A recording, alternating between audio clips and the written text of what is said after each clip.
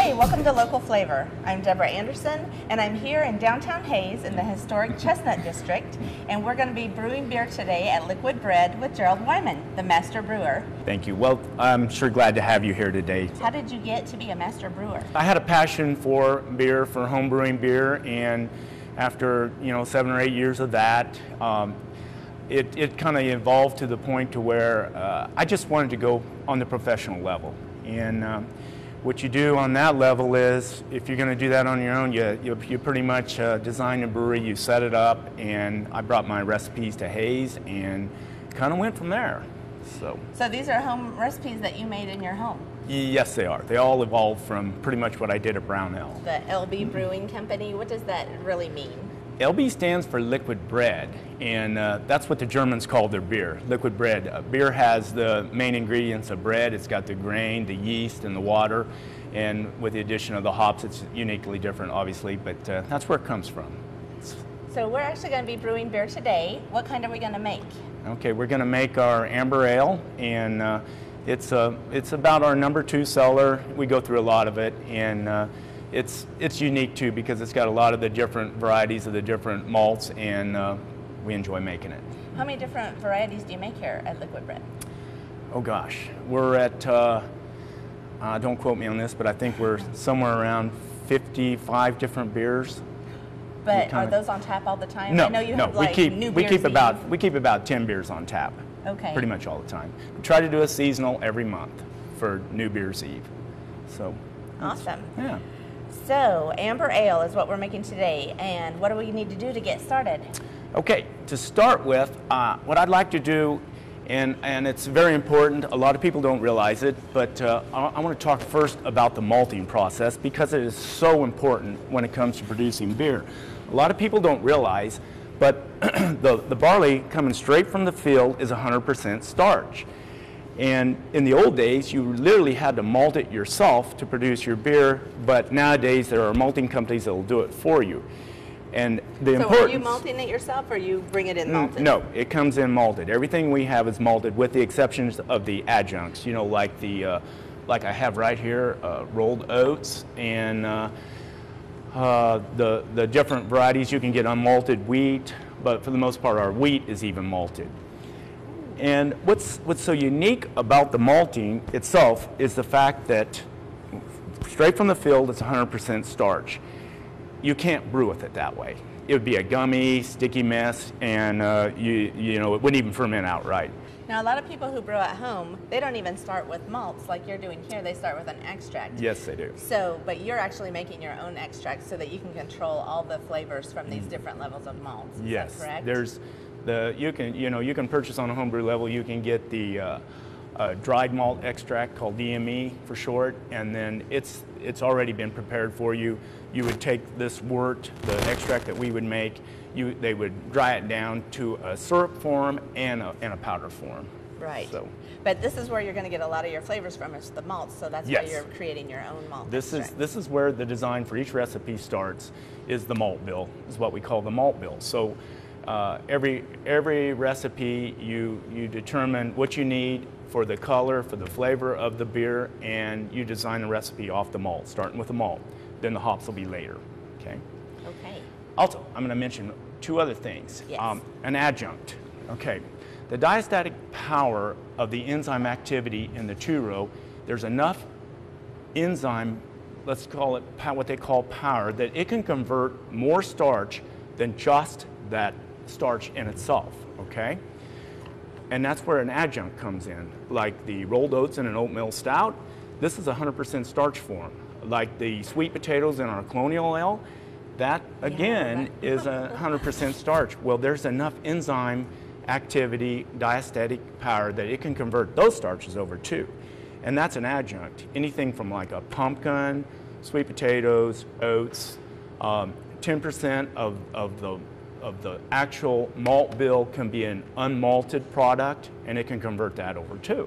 Awesome. Okay. So you can get more flavors and fermentable sugars from other products. That's what makes it a lot of fun too, doing the pumpkins and pumpkin ale. And it's important to come to New Beer's Eve so you can try them all.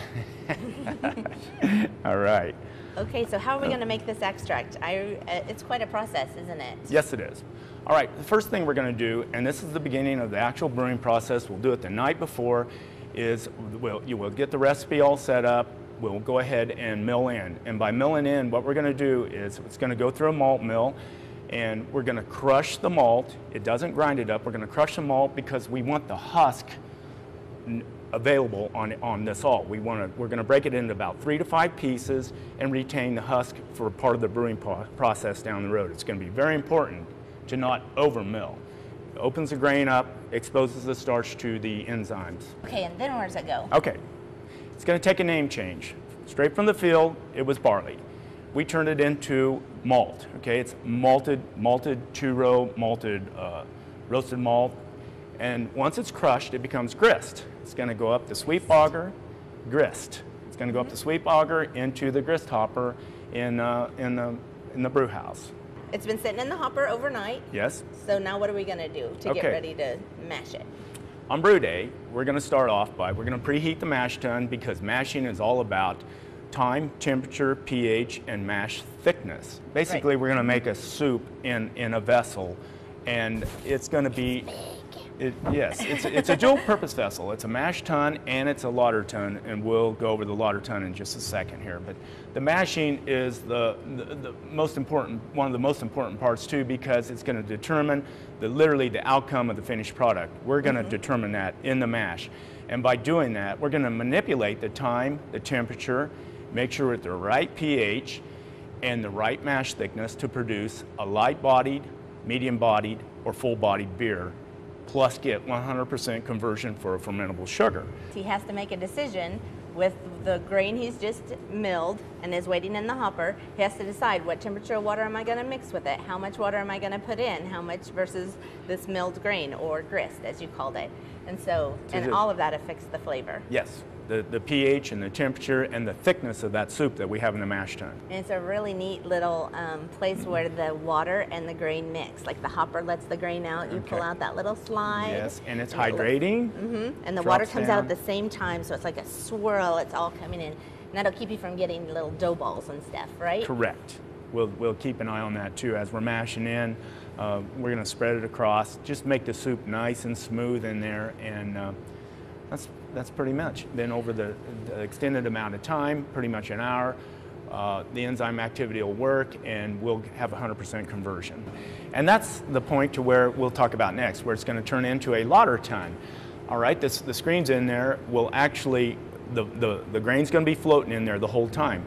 So we're going to start the process called Vorlauf. It's a German word for recirculate, and there's two reasons for that. Okay, the husks that we didn't tear up when we milled in, we're going to actually turn it into an actual filter bed. So we'll start the Vorlauf, it'll go down into a small vessel, a grant, and it's going to get pumped up on top of the mash, spread out over the mash bed, and it's going to do two things. It's going to compact it down, and it's going to start clearing itself up during the recirculation. So we'll have a really, at that point in time, we'll have a really clear, it's called sweet wort at this time. From there on, we need to get that out of there. We're going to get kettle volume, and this is another important part of the brewing process because there's some other things that's going to happen here. We're going to go ahead and bring it up to a boil. We're going to sterilize the wort, and we're going to boil it, and we're going to remove unwanted flavor compounds out of the steam stack. They're going to go out, and plus we're going to start adding hops. So at the beginning of the boil, we'll add the bittering hops, and this is where the balance comes in. Like I said, I don't like dry beer, and I don't want sweet beer. I like to have it balanced and brewed to style. The last 15 minutes, we'll have the flavoring hops. We literally, in brewer's terms, you pitch the hops. Anytime you make an addition, you pitch it. So we'll pitch the hops the last 15 minutes for flavor. And then at the very end, we'll pitch the aroma hops. Okay, now it's going to make a name change. It's going to be called bitter wort. So the next step is very, very important. We're going to take that 200-degree wort, and it's got hops in there. When it first comes up to a boil, we have proteins that precipitate out into flakes in there, and that's hop break true. So we want to leave all that in there. After the hop's been boiled, we don't want any of that to go to the fermenter. to brewing the beer. So we're going to whirlpool the kettle. And that's important too. It's a phenomenon of high pressure, low pressure. So after it stops swirling in there, everything's going to stop right behind a dam in the center of the kettle, on the floor of the kettle, okay? And then we're going to rack off of that. Anytime you transfer, you rack. So we're going to rack the bitter wort off of that and leave all that behind. So what we're going to do, we're going to go through a heat exchanger. And we're going to pump from our cold liquor tank through the heat exchanger. It's in separate systems, but it's going to go by the hot wort's going to go from 210. We're going to cool it down. We're going to reclaim that water that we trucked in and the heat energy. It's going to recirculate back to the hot liquor tank for the next brew and for some cleanup. And the chilled bitter wort's going to go right on through. We're going to add oxygen to it, and then at the same time we are going to add that yeast too as it's going into the fermenter. So we got all that taking place at the same time. We're going to chill down. We're going to aerate the bitter wort. This is where you want oxygen for the yeast. And then we're going to go ahead and add the yeast to it. It's going to go right into the fermenter, mix up. And now we're finally going to start turning it into beer. And the yeasts are just taking the sugar that you extracted out and eating it and making it into liquor and carbon dioxide or alcohol. It's converting, converting it into the flavor compounds that make up the beer, plus producing alcohol and CO2 production. Okay? I like the CO2 production the best. It's pretty fun. Okay, so we're looking at probably anywhere from 14 to 18 days for an ale, and 35 to 45 days for a lager. We finally have a finished beer at that point in time. You've brought a home brewer's bottle to show us the fermentation process, is that right? Yes, this is in primary right now, and you can see the corrosion ring here with some hop resins in it, and then we've got CO2 production. It's just basically started up from basically the brew that we did yesterday. So it's going to get more aggressive as time goes on. Primary fermentation will be over with in about 3 days. And then what's called secondary fermentation will kind of kick in. That's the part where the beer matures. The yeast will finish off. It'll flock or settle to the bottom. And at that point in time, it's going to clear up, because right now the yeast is in there. It's consuming. The yeast will actually spread itself out and cover every square inch of what's in a ferment.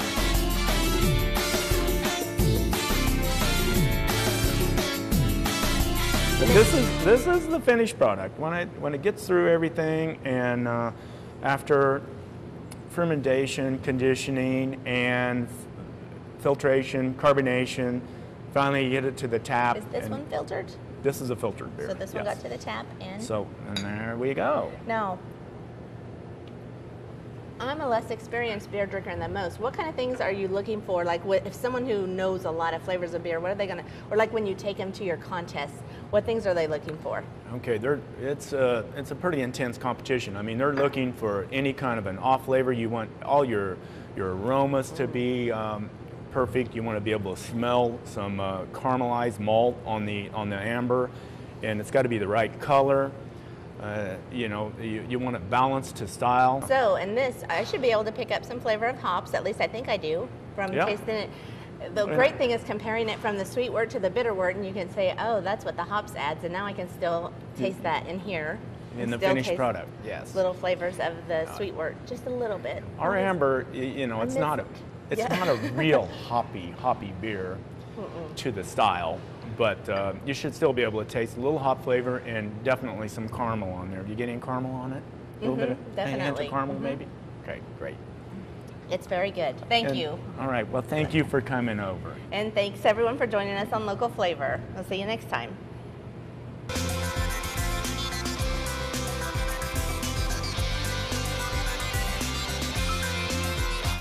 What I think is dangerous about learning all this is kind of like I thought wine was too bitter or dry until I went to a wine tasting and they would give you different flavors and they'd have you look for the woodiness, or they'd have you say, see how it tastes when it's in your mouth and after you swallow it, or they pour it into a decanter and see how it tasted different. And it was so interesting that suddenly I loved wine. Now, I've always thought that darker beers were a little too bitter for me, and now I'm afraid that I know how much craft goes into it, that I'm going to want to taste them all and see if I can identify different parts of the process. So, very interesting, probably dangerous.